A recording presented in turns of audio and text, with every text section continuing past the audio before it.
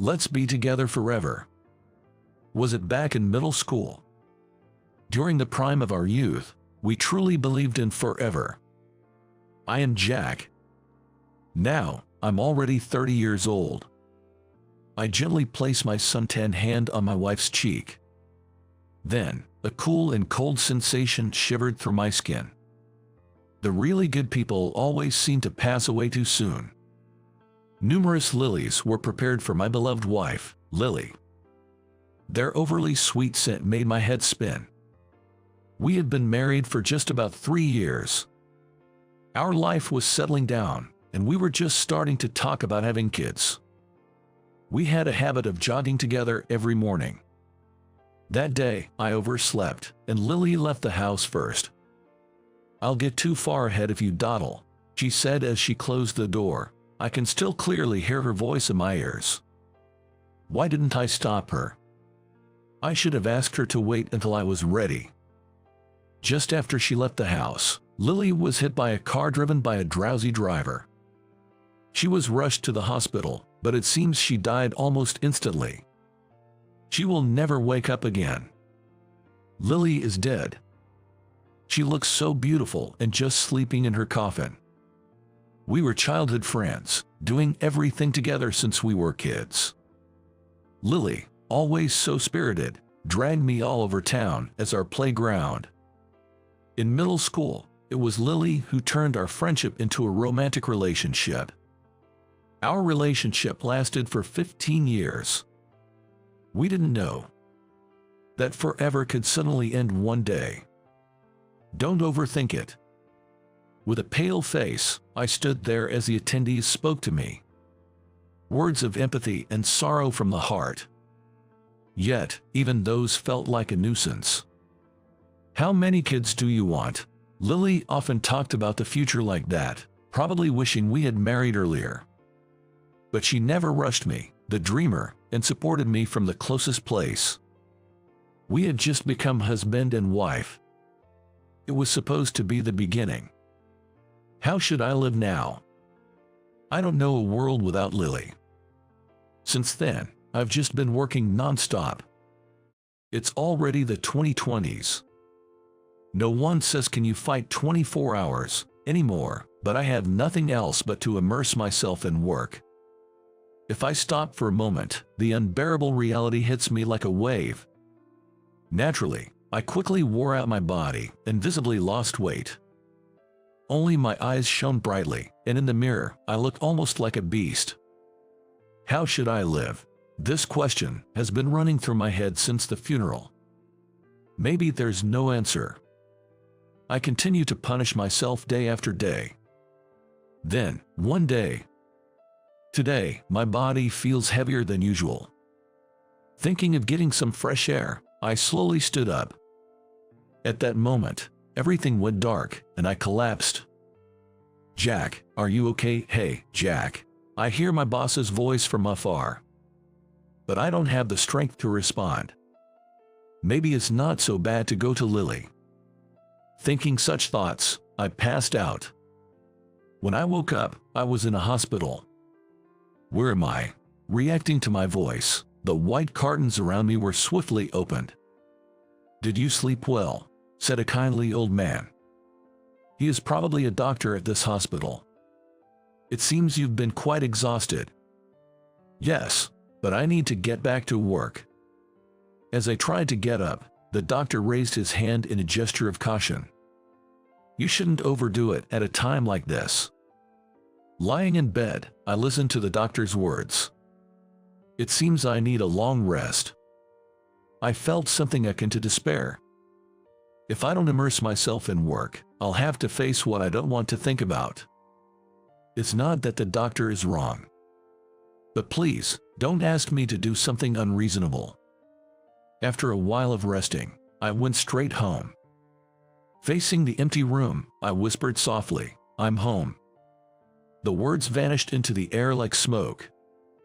Resting, but what should I do? Rubbing my chin where a bruise had formed, I threw myself onto the sofa. Then, I noticed the bookshelf in the living room. There were the historical novels and fashion magazines I loved to read, and Lily's favorite books with stylish covers lined up tightly. Among them was one book that somehow caught my interest. I got up from the sofa and picked it up. Complete Guide to Hawaii. That's right. We had planned to go to Hawaii during this year's Christmas holidays. The cover depicted a deep blue sea. A book forgotten as if it had lost all its value. Feeling sorry for it, I brought it to the bedroom and started to read it while lying down. Sparkling sandy beaches and water surfaces that seemed to melt into the sky. Hawaii might not be bad. I took out my cell phone and opened a flight booking website. At this time of the year, just before the summer vacation rush, it seemed quite easy to get a flight. I booked a ticket for one, leaving tomorrow, and then fell asleep. I'll book a hotel when I wake up tomorrow. Well, it'll work out somehow. The moment I landed in Honolulu, I regretted it. I should have worn short sleeves. I had worn a long-sleeve t-shirt that was hanging in my room. I completely forgot about Hawaii's heat. I managed to book a hotel, so first, it's time to eat. I entered the first diner ISO and opened the menu. I ordered a glass of beer and a classic locomoco. As I wiped my hands with a wet towel, I looked around to see happy couples everywhere.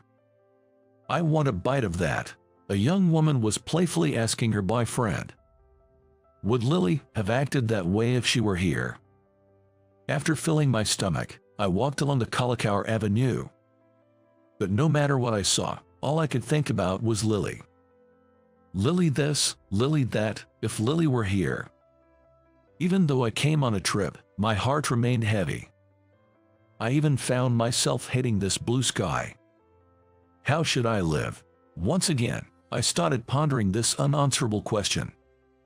In the evening, I sat on the beach with a soda in hand. The sky turned a fantastical color, like a painting. It's called the magic hour. I remember Lily once told me that. As I gazed at the dream-like beautiful scenery, tears began to fill my eyes. But if I'm going to cry, it's better to do so while looking at something beautiful. I wiped my tears with my arm and gazed back at the view. That's when it happened. A black hat tumbled in front of me. A bucket hat, was it? Lily had wanted one too. I picked it up and looked around for its owner. Then, excuse me, I heard a voice from behind and turned around. And then, I was struck as if by lightning. There she was, standing right there. No, it wasn't Lily. Her hairstyle was different, and she was much shorter than Lily. But she looked so much like her. Holding the hat, I was speechless as I stared at the girl's face. Then, she too looked startled. You can't be. She covered her mouth with both hands and stood frozen in shock. We stared at each other, frozen in place. You are. As I began to speak, a man's voice called from a distance. Hey, Emily. Hearing that, the girl seemed to snap back to reality, snatching her hat from me. She bowed quickly and ran off in a hurry. I watched her retreating back. Who was that? Lily had no sister. Then why did she look so much like her? Before I knew it, my tears had completely dried up. Maybe it was just a hallucination, my brain creating images of Lily. Forcing myself to accept that, I headed back to the hotel dejectedly. The next morning, I went straight to the beach after waking up. The early morning sea was refreshing. Standing in the water up to my waist, wearing my clothes, I felt a cool breeze. Memories of the years Lily and I spent together came flooding back. She was always my biggest fan and supporter. Where do abandoned dreams go? Will I forget them someday? As if to shake off those thoughts, I took a deep breath and dived under the water. Even if today is a bad day, tomorrow can surely be a good one. That was Lily's favorite saying. Hey Lily, it's been a while, but no good days have come. I wanted to be with you forever. It was a short trip to Hawaii. While waiting for my luggage, I looked at the photos I had taken on my cell phone. I wished I could have shown them to Lily. After a while, my luggage arrived. Then, I heard a familiar voice. "Hey, Emily." It was the same voice that had called out to the girl on the beach. I looked in the direction of the voice and saw a familiar black hat. Our eyes met. Lily's look-alike. She was on the same flight. I hadn't noticed at all. Such a coincidence, I thought, when... "Hey, isn't that you, Jack?" The man who had been with the girl approached, calling my name. It seemed he was an acquaintance. As I racked my brain thinking, who was it again? The man approached with a smile. "Jack, were you on a trip too?" "Yeah, well, it's good to see you've cheered up a bit." At that moment, I remembered seeing this man somewhere. The place was Lily's funeral. His name, if I remember correctly, was Joseph. He was a distant relative of Lily's.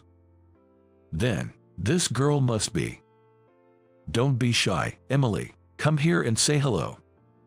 The girl, who had been watching from a distance, slowly came over. Even up close, she looked just like Lily. I couldn't help but keep my eyes on the girl's face, wondering if it was rude. "Jack, this is my daughter, Emily. She's in middle school and a bit shy around new people." Emily glanced at me, then shyly lowered her gaze and gave a small nod.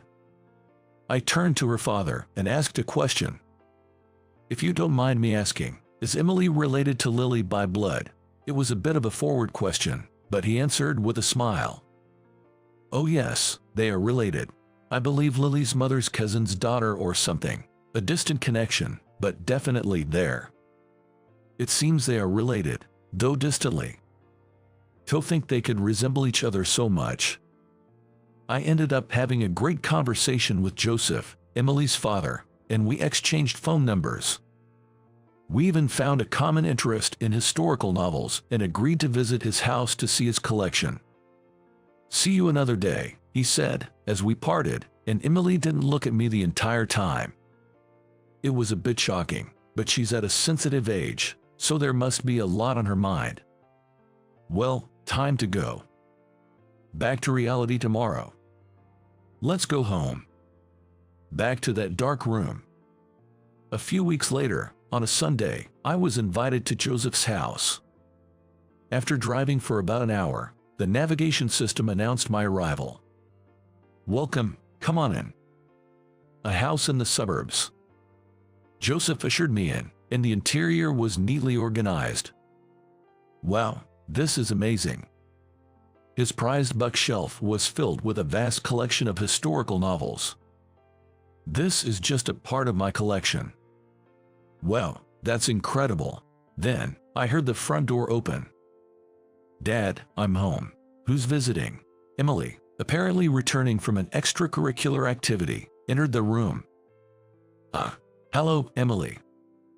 I greeted her, but she quickly averted her eyes and left the room. "Emily, sorry, Jack. She seems to be nervous around you." "No worries at all." Then I noticed a photo frame displayed nearby. A young Emily, Joseph, and a boy with a woman around Joseph's age. "Oh, this is my late wife and son." He picked up the photo frame, and the siblings looked so much like him. His wife, too, had an aura similar to Joseph's, probably from years of being together. Emily was just in elementary school when they had an accident. An accident, huh? Just like Lily. That's why, I understand what it's like to lose someone important. Even if you love them, even if you care for them, goodbyes always come suddenly. Then we talked about the loved ones we've lost, comforting each other in our shared pain. Occasionally picking up a historical novel. Since then, I've started to visit their house more often. However, Emily continues to avoid me. One day, when I pressed the doorbell, it wasn't Joseph who answered, but Emily. Dad's gone to buy coffee. Please, come in." Saying this, Emily opened the door, her gaze downcast. Her expression and even her voice were so much like Lily's. But I shouldn't stare too much. I don't want to be disliked even more. Emily led me to Joseph's room. Then, a familiar word from the living room caught my ear. "It's decided." Nose writing. I couldn't help but peek into the open living room, and there I was on the TV. A surfing competition from a few years ago. Back when I was still chasing my dream.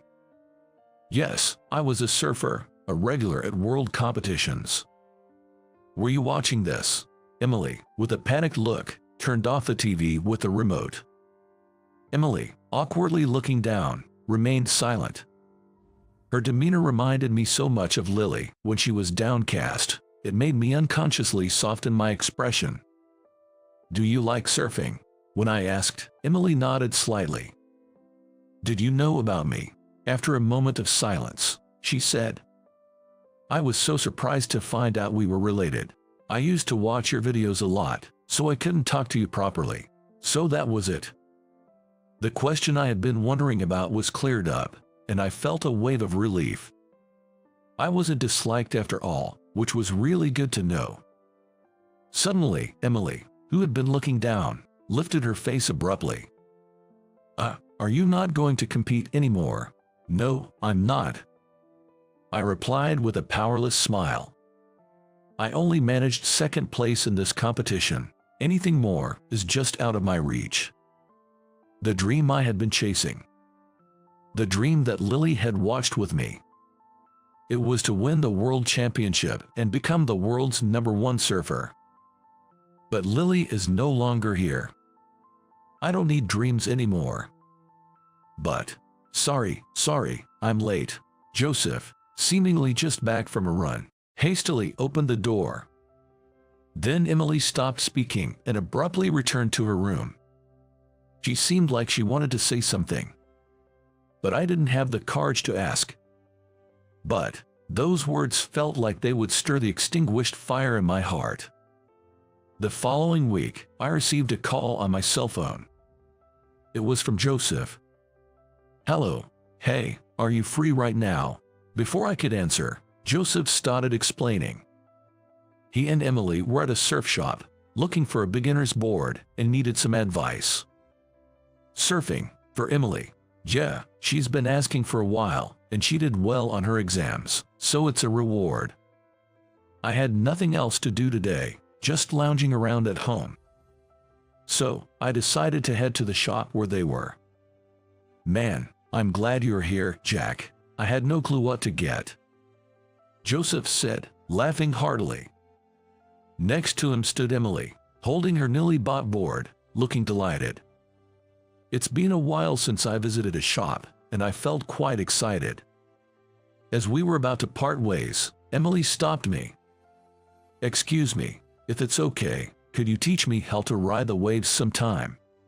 I was honestly confused. I had stopped surfing after Lily's absence. Riding the waves would surely bring back memories of Lily's smile. That was painful for me. "Of course, I won't ask for free. Learning from you, the best surfer, I don't know if my allowance will be enough, though." Emily looked almost tearful, desperately gazing into my eyes. "Okay, you've won me over with that determination. You don't need to pay me. How about next Sunday?"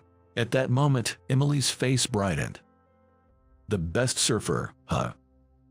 While feeling a bit bitter, I parted ways with Joseph and Emily. The promised Sunday. A surfer's morning starts early. I went to pick up Emily at her house before 6 a.m. She was already waiting outside, eager. "Good morning," she said, bowing her head. It felt like a sports camp. Leaving Joseph to join us later, Emily and I headed to the beach. The weather was clear. The wind was gentle, and the waves were calm. The conditions weren't bad for a beginner. They weren't enough for me, but well, I'm not the one surfing. Emily, dressed in her wetsuit, was beaming, and that made me happy too. She's a quick learner, absorbing everything I taught her. Let's take a break for now. After spending some time in the sea, we went back to the car and ate sandwiches we'd bought on the way. Emily seemed to be getting more comfortable with me, starting to share things about herself. She talked about school, her extracurricular activity, her friends, and how she got into surfing. Surfing. My brother loved it. He used to watch your competition videos a lot. Emily was very close to her late brother, and her stories of him were tinged with sadness. Maybe it's rude to ask, but what was Lily like? Lily was. This sea breeze caressed my face. I remember talking like this on days with weather like this. Lily was my everything. More important than anything else, even more than surfing. I felt a twinge in my nose. I thought I had cried all the tears I had, but apparently there were still more. Are you really done competing? Such a straightforward question from a middle schooler. I, now a cunning adult, just smiled ambiguously to dodge the question. After lunch, with Joseph watching over us, Emily and I enjoyed the sea for a while longer. Since then, I've been to the beach several times with Emily and Joseph, carrying our boards. Emily had a great knack for surfing, improving interestingly fast. Each visit to the sea, I felt something stirring inside me. But I pretended not to notice. Passion, dreams, I thought I didn't need them anymore. Then, one day, "Jack, did you see that?" "Yeah, I saw it. Great job." Emily was attempting tricks that even intermediate surfers struggled with. I was amazed at how good she had become. "Now it's your turn, Jack." "All right, watch this." I caught a wave and stood up on my board.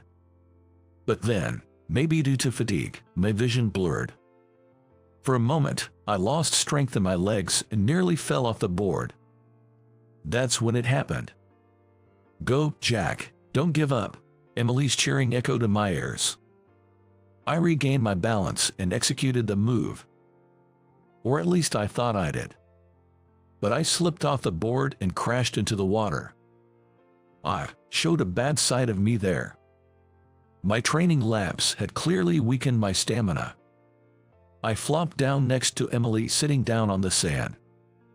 "Damn, that's frustrating," I said, trying to lighten the mood, and Emily responded, "Don't worry, Jack. Even if today was a bad day," my heart skipped a beat.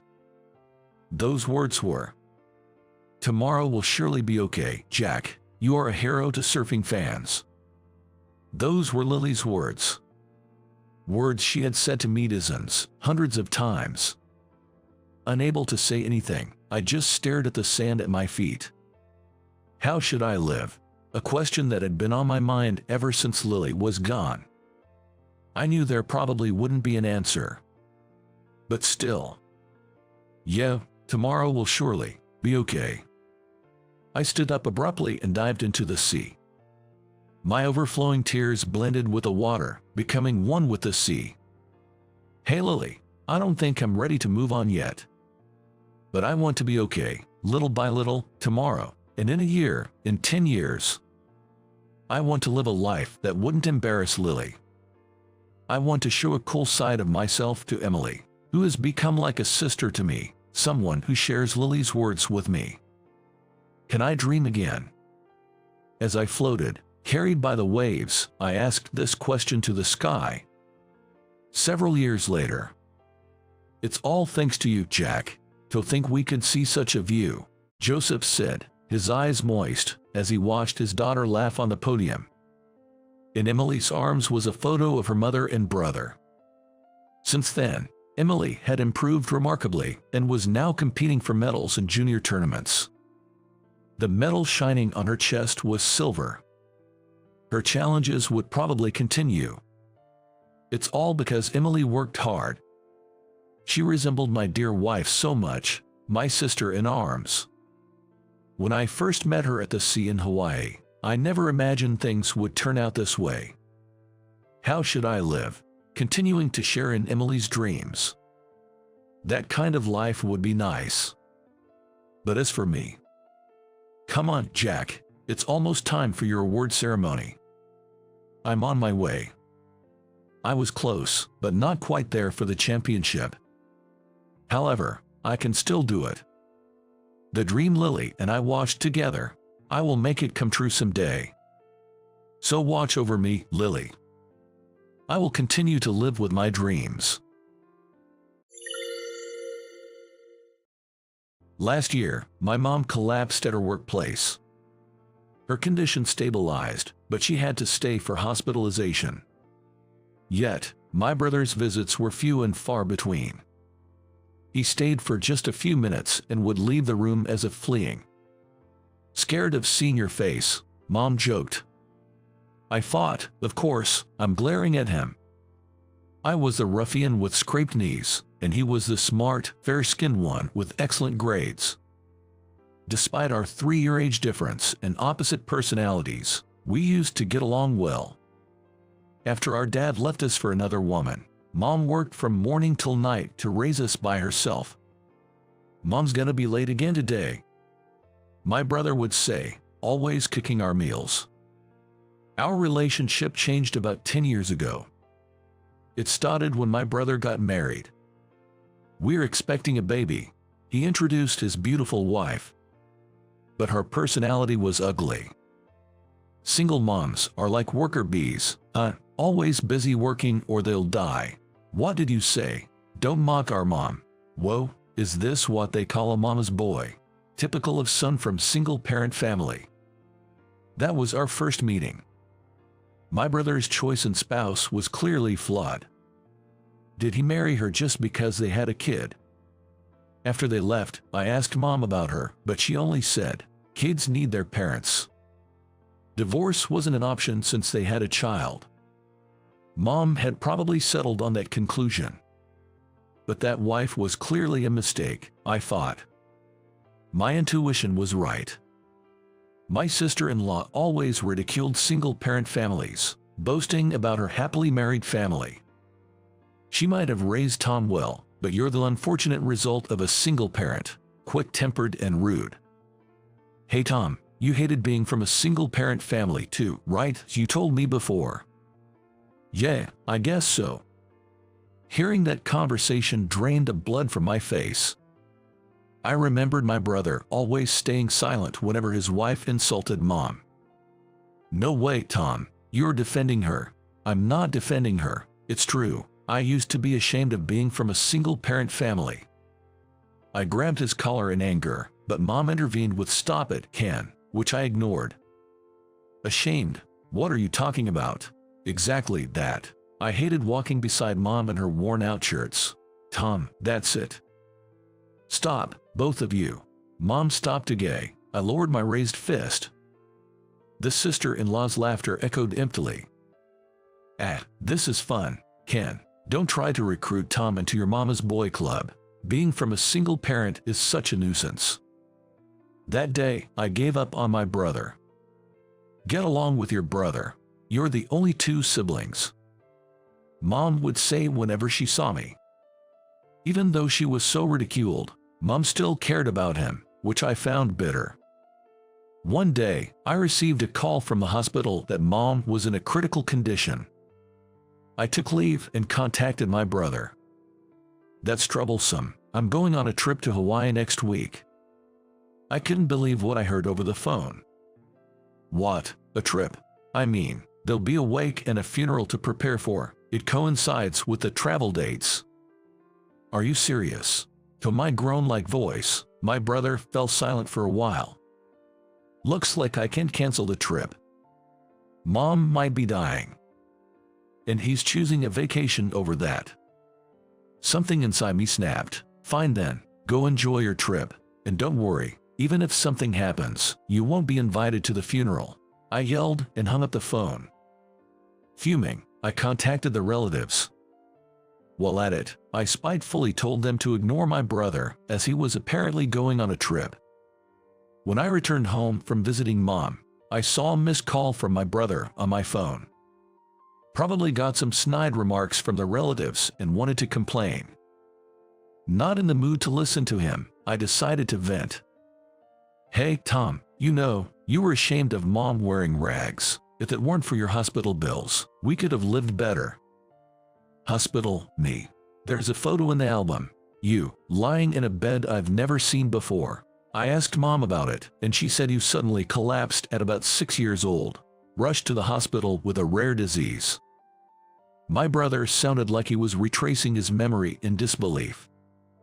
You had a rare disease, needed to be in a university hospital. Mom bowed her head to every relative, and still, the money wasn't enough. She worked herself nearly to breaking.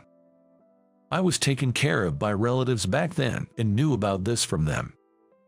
Even when she was told to dress better, she said if there was spare money, she'd rather use it for us. Sounds just like Mom. It seemed like my brother had forgotten all about the hospitalization and the illness. Mom had told me not to talk about it, saying, it's better not to have painful memories, but I didn't care about my brother now. So, in a subdued voice, do you still have that photo? His question took me by surprise. The photo was in Mom's room, so I sent him a picture of it. Little did I know what would happen the next day. On my way to the hospital the next morning, my phone vibrated. Answering without looking, I heard, "Hey, what did you tell Tom?" It was my sister-in-law. She was in panic and irritated, differing from her usual smug tone. Canceling the trip at the last minute, seriously. I was shocked too. Piecing together her rant, it seemed Tom decided not to go on the trip that morning. Who's gonna drive the rental car now? Guess that's a cancellation then. This situation escalated into her one-sided yelling, but Tom had already left somewhere. You must have said something, you mama's boy. Ah, yes, the mama's boy has an important visit to her hospital, so I'll be hanging up this pointless call. I retorted politely and turned off the phone. What awaited me in the hospital room was more shocking than the call from my sister-in-law. Tom, what are you doing? Sobbing and sniffling, my brother was prostrating on the cold floor of the hospital room. Good thing it was a private room. After a while, he calmed down and started explaining. It seems the photo I sent jogged his memory. Realizing my story wasn't a lie, he remembered how horribly he treated Mom. And he came to apologize.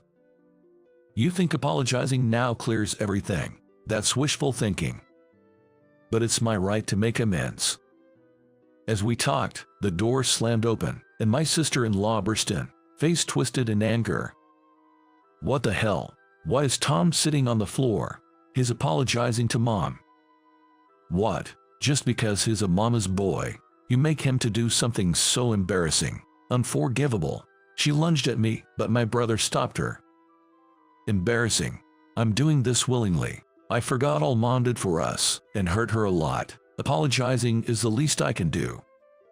What? But you were just saying how shameful single-parent families are. Are you crazy?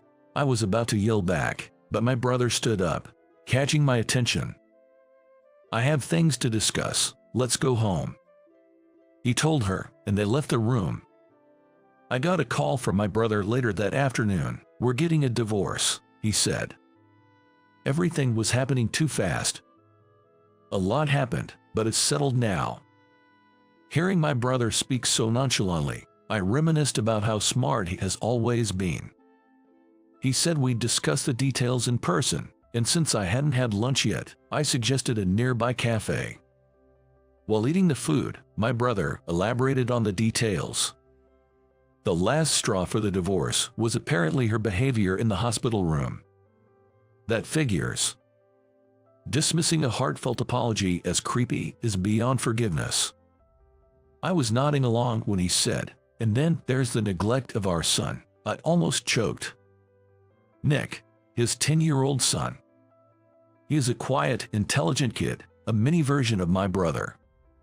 When asked who he wanted to live with after the divorce, he immediately chose my brother, saying, Mom doesn't want to take care of me. My sister-in-law would just give Nick some cash and order him to prepare his own meals. My brother is a department head at a major company. He is often busy and away on business trips. He regretted not noticing that as a parent, but Nick's smart. She was saying that she wanted him to have a tutor since elementary. The tutoring fees and living expenses I gave her vanished into luxury products. She even threatened Nick not to tell, or she'd get angry. A little digging revealed she had debts from consumer loans. The money for living and tutoring wasn't enough, it seems. When confronted, my sister-in-law justified her treatment of Nick with, "You should be grateful I was even a mother to him. He didn't have to be called a child of a single parent." That's messed up. My casual remark made my brother crack a small smile. He pulled out his vibrating phone and said, "Speak of the devil, it's that messed up person calling." He put it on speaker and pressed the call button. Tom, moving guys suddenly showed up, taking stuff away. "And where's Nick?" My sister-in-law screamed. "That house is being sold. I arranged it with a friend. It's in my name, bought before we married, so I can do as I please. Nick's at your parents' place now." "What?